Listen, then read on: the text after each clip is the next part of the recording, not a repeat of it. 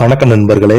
இந்த வீடியோல நம்ம ஒரு சோகமான செய்தி தான் நம்ம இந்த வீடியோல பார்க்க போறோம். தொடர்ந்து சினிமா துறையில நாளுக்கு நாள் பிரபலங்கள் மரணம் அடைந்துகிட்டே போறாங்க. இது ரசிகர்கள் மத்தியில மிகப்பெரிய ஒரு அதிர்ச்சியை ஏற்படுத்தி வருகிறது. கடந்த இந்த கொரோனா காலகட்டத்துல 2020ல கொரோனா ஆரம்பிச்ச காலகட்டத்திலிருந்து இப்போது வரைக்கும் பாத்தீங்கன்னா சினிமா துறையில நிறைய பிரபலங்களை நம்ம வரிசையாக இழந்துகிட்டே வரோம்.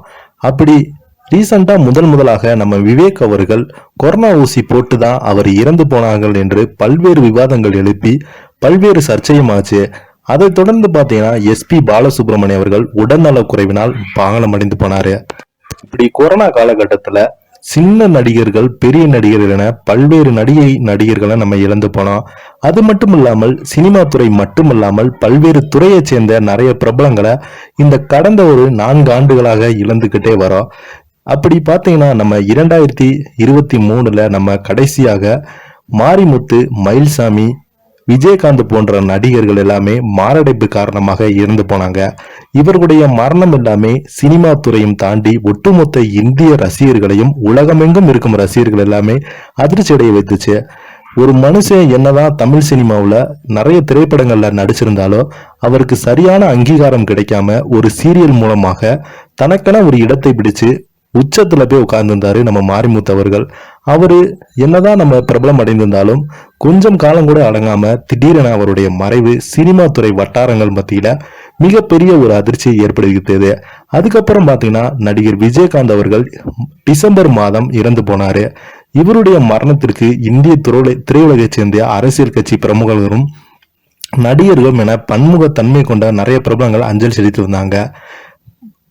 இந்த நிலையில இப்போது மீண்டும் ஒரு சினிமா துறையை சேர்ந்தவங்க இறந்து போனது ஒட்டுமொத்த திரையுலகையும் அதிர்ச்சி அடை வைத்துள்ளது.